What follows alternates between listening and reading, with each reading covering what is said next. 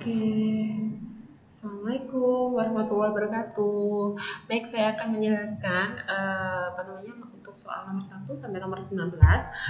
Baik, untuk soal yang nomor 1 itu pertanyaannya di sini adalah kelemahan pada bacaan di atas ialah, berarti caranya kita harus membaca dulu soal ini, membaca dulu, terus kita harus mengidentifikasi kekurangannya ini harusnya apa ya gitu ya, untuk pada bacaan itu gitu. Nah, untuk pada bacaan ini, teks pertama, paragraf yang pertama itu kan sudah membahas tentang apa sih yang dimaksud dengan tanah longsor.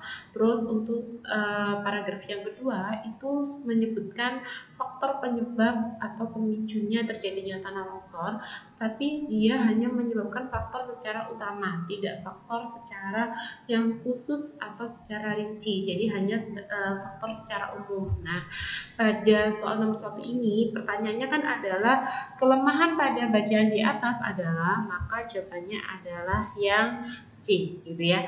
Bacaan di atas tidak memuat penjelasan secara rinci. Seharusnya jika memang dia memuat faktor penyebab tanah longsor, maka diharuskan menghadirkan dua-duanya, faktor penyebab secara utama atau secara umum. Terus berikutnya adalah faktor penyebab tanah longsor secara rinci gitu ya.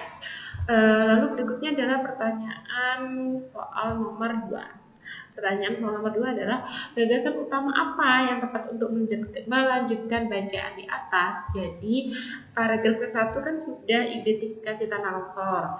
Terus paragraf yang kedua adalah faktor penyebab. Nah, ciri-cirinya kalau misalnya terjadi tanah longsor itu ditandai dengan apa sih? Nah, itu seharusnya dia melanjutkan. Kenapa kok bukan resiko? Karena di situ tidak sama sekali menyinggung adanya dampak ya itu. Terus berikutnya yang B, cara pencegah tanah longsor itu ini boleh hadir, tapi seharusnya dia setelah ciri-ciri terjadinya tanah longsor. Faktor penyebab kan sudah ya tadi ya. Terus yang E, data penelitian itu ini juga jika dia dihadirkan, maka dia setelah cara pencegahan tanah longsor gitu. Jadi jawabannya tepat adalah yang C. Berikutnya soal nomor 3. Kesalahan tanda bacaan di atas terdapat pada kalimat. Di sini ada 2, 3, 6, 7, dan 8. Kita analisis satu persatu.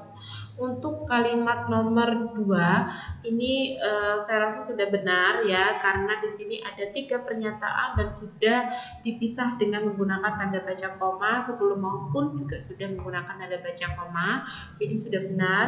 Yang ketiga, jarang tanah longsor juga terjadi di lahan pertanian dan perkebunan. Benar ya, nggak ada tanda baca sama sekali. 2, 3, 6, 7, 8 ya tadi ya. Yang keenam, secara umum terdapat 2 faktor utama, yaitu benar ya, untuk memisahkan antara yang mana induk kalimat dengan anak kalimat sudah dipakai tanda baca koma setelah kata umum di sini. Berikutnya untuk kalimat yang ketujuh, faktor pendorong adalah faktor yang mempengaruhi suatu material sehingga, jadi tanda baca komanya diletakkan sebelum kata sehingga. Ini juga sudah sangat tepat. Karena apa? Karena ini merupakan ciri-ciri dari kalimat majemuk setara, yaitu ditandai dengan kata hubung atau konjungsi sehingga. Nah, untuk memisahkan itu juga wajib menggunakan tanda baca koma antara induk dengan anak kalimat. Terus soal yang untuk nomor 8 ini salah. Kenapa kok salah? Maaf, ini seharusnya di soalnya kan nggak ada ya. Nah, seperti ini. Jika memang dia memakai tanda baca koma, bisa hadir di 2 variasi. Variasi yang pertama adalah jika dia memakai tanda baca koma yang pertama itu setelah kata sedangkan seperti ini, begitu ya. Karena dia juga kalimat majemuk setara. Jika memang di sebelum kata sedangkan nggak ada tanda baca koma, maka bisa tanda baca komanya diletakkan sebelum kata sehingga seperti ini gitu ya. Maka jawabannya adalah yang salah di kalimat ke-8 Tuh ya. Oke, berikut next untuk soal nomor 4. Ide pokok pada bacaan di atas ialah, ingat pertanyaan yang di situ adalah ide pokok pada bacaan di atas, maka ide pokoknya yang terangkum dalam satu bacaan secara utuh begitu ya. Nah, ide pokok pada bacaan di atas ialah faktor penyebab tanah longsor. Kenapa? Karena di situ banyak membicarakan atau mengutamakan inti pembicaraannya adalah tentang faktor penyebab tanah longsor. Ide pokok itu kan pokok pembicaraan artinya begitu ya. Oke, lanjut next soal nomor 5. Berdasarkan paragraf di atas, kepulauan Kepulauan Asap masih terlihat seperti kebakaran pada bulan lalu. Bulan yang dimaksud adalah, untuk ini di sini kan sudah ada nih kodenya ya, kode jawaban yaitu di kalimat kedua, Kabupaten Kuningan Agus Yudantara, Jumat 6 September. Berarti kalau ini ditanyakan bulan lalu, maka dia terjadi pada bulan Agustus, gitu ya. Berikutnya nomor 6. Berdasarkan letak ide pokoknya, paragraf di atas tergolong sebagai paragraf. Oke, di sini ada A deduktif, berarti ide pokoknya berada di mana yo? Berada di awal ya, benar sekali berada di awal ya. Terus yang B deduktif berada di mana? Ya, betul sekali ya, berada di akhir. Deskriptif tersebar di seluruh paragraf, campuran bisa berada di awal, bisa juga berada di akhir, jadi ada dua. Naratif itu hanya sebagai jebakan saja. Nah, berdasarkan letak ide pokoknya, paragraf di atas tergolong sebagai paragraf. Seperti ini bisa kita hanya memakai cara cepat, yaitu membaca kalimat ke-1 sampai kalimat ke-2. Jika di kalimat kedua ada kata yang diulang di kalimat ke-1 atau pertama, maka sudah ketemu jawabannya, ide pokok atau kalimat utamanya berada di awal, gitu ya. Nah, Nah, ini kan coba kita lihat kalimat ke-1, kawasan puncak Gunung Ciremai berada di wilayah Kabupaten Majalengka, Jawa Barat, kembali terbakar pada Kamis 5 September sekitar pukul 16.30 WIB dan sampai saat ini belum dapat dikendalikan. Kalimat yang kedua, kami masih memantau kepulan asap yang terjadi di puncak Ciremai, kata Humas BNGSC Kabupaten Kuningan Agus Yudantara, Jumat 6 September.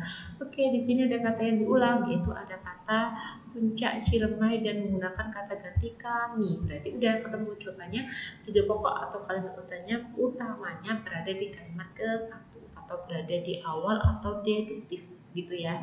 Terus soal yang nomor 7, informasi yang tidak terdapat berdasarkan paragraf di atas adalah kita harus mencocokkan satu persatu mulai dari opsi A sampai opsi E. Kebakaran di puncak Gunung Ciremai menghanguskan ratusan hektar habitat Edelweiss. Ini ada di sini ya. Ini soal ini. Terus habis itu jalur pendakian Gunung Ciremai belum dibuka untuk umum, itu juga ada.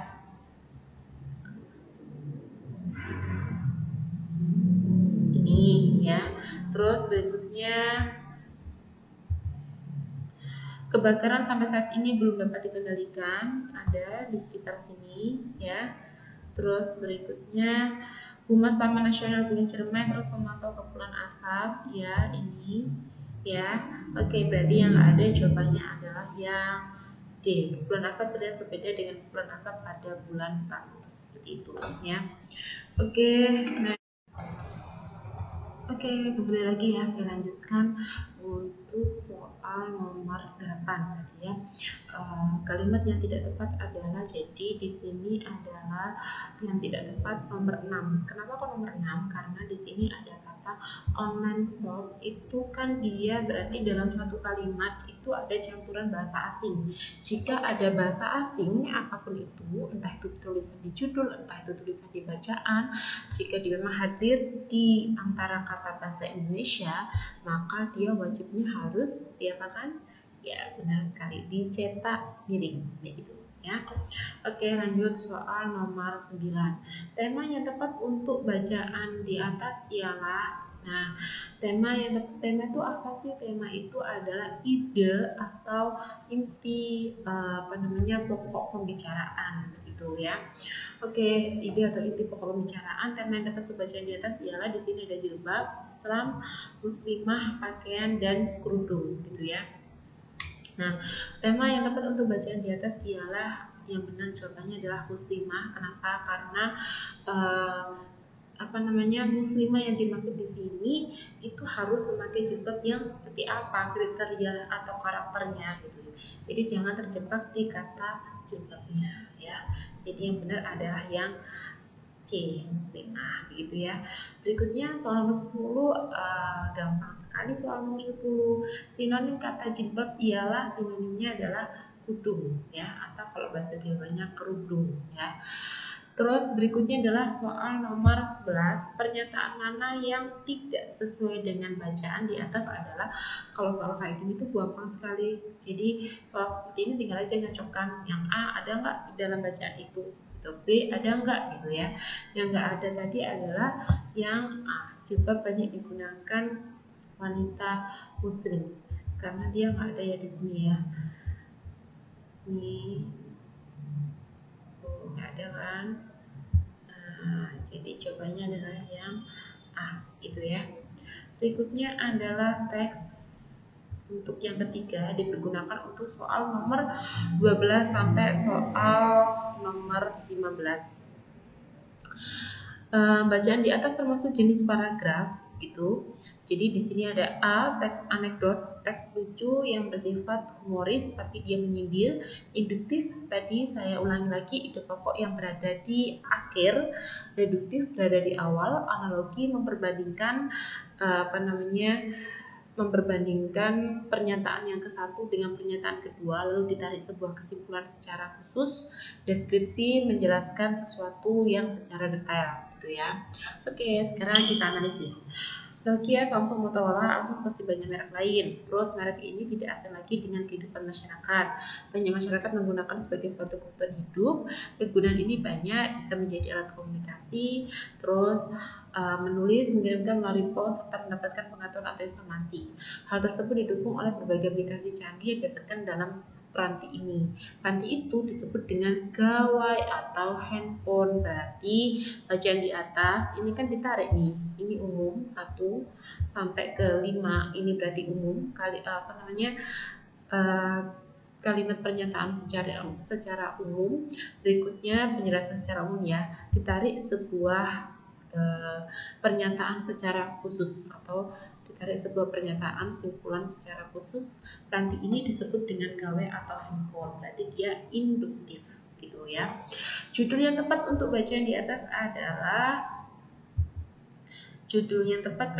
yang gawai sebagai kebutuhan ya, tapi cara penulisannya bagaimana? Cara penulisannya, jika ada penulisan judul, semuanya ditulis menggunakan huruf kapital kecuali konjungsi ditulis menggunakan huruf kecil. Jadi di sini S-nya sebagai S-nya itu kecil begitu ya. Lainnya K sama G besar. Lanjut nomor 14, kalimat utama pada bacaan di atas adalah karena kalimat utama ini itu nyambung gitu ya, nyambung dengan ide pokok, dia tuh kayak bersaudara gitu loh Ren ya. Jadi tadi jika ide pokoknya di kalimat nomor 6, maka kalimat utamanya juga sama, dia berada di nomor 6. Jadi sama nggak sih dengan ide pokok kalimat utama? Sama, cuma bedanya kalau kalimat utama itu nggak boleh diringkas, tapi kalau ide pokok itu ringkasan daripada kalimat utama gitu. Berikutnya soal nomor 15, kesalahan kata turunan bacaan di atas adalah kata turunan itu apa? Kata turunan itu adalah kata yang mempunyai imbuhan atau kata berimbuhan gitu ya. Nah, nomor 6, maaf kesalahannya ya. Oke, kesalahannya itu ada di kalimat nomor 4. Kenapa kok dia ada di kalimat nomor 4 nih? Di sini ada kata mengirim. Kegunaan ini sangat banyak dapat menjadi alat komunikasi jarak jauh antar manusia. Mengirim pesan tanpa perlu waktu lama untuk menulis dan mengirimkannya melalui pos serta mendapatkan pengetahuan atau informasi dari berbagai sumber. Maka di sini kan sudah dia proses ya, sudah prosesnya gitu. Kalau di sini sudah menyatakan prosesnya berarti jangan mengirim tapi pengiriman, karena kata mengirim dengan pengiriman tuh beda. Kalau mengirim tuh mengirimkan sesuatu, tapi kalau pengiriman tuh proses cara. Nah di sini kan sudah dijelaskan kan ya, mengirim pesan untuk menulis dan mengirimkan melalui pos, bukan berarti kan proses cara, maka dia adalah seharusnya pengiriman gitu ya. Tuh. Berikutnya next soal nomor 16. Setelah aksi pembumi hangusan itu, gedung ini dibangun kembali menjadi sebuah pertokoan. Bentukan kata pembumi hangusan itu sama dengan bentukan kata yang mana? Yang B dong. Kenapa kok yang B? Karena di sini kan awalannya pe atau pem dengan akhiran an. Nah, yang sama yang mana? Yang B. Walaupun itu peng tapi kan sama-sama peng itu kan dia kan sealiran gitu ya. Jadi jawabannya yang B, dan dia juga ada akhiran lainnya kan memper gitu. Jadi kan beda gitu ya. Oke, lanjut soal nomor 17. Imbuhan yang tidak mempunyai alomorf adalah, jadi alomorf itu variasi bentuk variasi bentuk dari morfem perubahan yang dipengaruhi oleh kata yang menyertainya itu sendiri gitu ya. Contohnya bagaimana? Contohnya jika morfem ber ya, morfem ber ini dia bisa berubah menjadi ber, be, bel gitu kan. Misalnya ber ditambahi rasa, maka R-nya kan hilang satu kan huruf, maka dia menjadi berasa gitu. Terus habis itu sama juga kata-kata yang lain gitu ya. Jadi seperti kata me, terus teran, terkan gitu. Nah, yang tidak mempunyai alomorf adalah di sini di, ke, dan se. Kenapa? Karena kan ini kan di sama ke itu kan dia kata depan ya, bisa juga awalan di-nya yang dimaksud di sini. Terus habis itu se ini juga imbuhan ya. Jadi dia tidak mempunyai alomorf. Kalau se kan nggak bisa kan berubah jadi apa coba? Kan nggak ada gitu ya. Jadi udah jawabannya adalah yang A gitu ya. Oke, selanjutnya pada soal nomor 18 ya. Nomor 18 tadi kan opsi A sampai opsi D itu sudah saya jelaskan, berarti tinggal yang opsi E. Kalau tetangga bersikap tak acuh, anjing kami akan mati terpanggang. Ini sudah ciri dari kalimat majemuk mustara. Jadi ini tetangganya adalah, jika saya analisis ini S, bersikap tak acuh ini analisisnya adalah P, anjing ini anjing kami ya, maaf bukan anjing tapi anjing kami S, akan mati terpanggang ini adalah B. Jadi ini merupakan kalimat majemuk mustara antara induk kalimat dengan anak kalimat, kalimat tunggal pertama dengan kalimat tunggal yang kedua yaitu SP begitu ya. Oke, soal nomor 19 ini yang sedang trending topik di Twitter maupun di perjagatan soal UTBK bahasa Panda. Jadi ini seperti pemutasian atau penalaran sebenarnya. Oke, di sini kan wong iang artinya adalah hari ini hujan. Pokoknya kita harus menganalisis yang mana bahasanya yang sama gitu kan. Kita tinggal mencoret, terus habis itu nanti ditarik sebuah kesimpulan gitu ya. Wong iang artinya adalah hari ini hujan.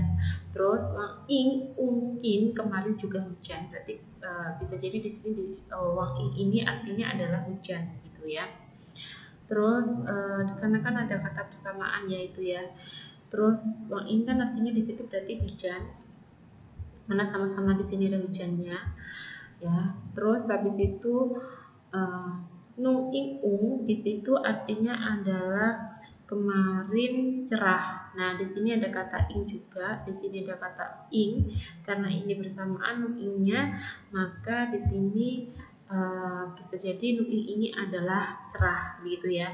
Mung itu artinya adalah besok. Berarti kalau jika ditarik sebuah kesimpulan, nung ing tadi ya, nung ing mungkin gitu ya, nung ing mungkin berarti artinya adalah besok juga cerah.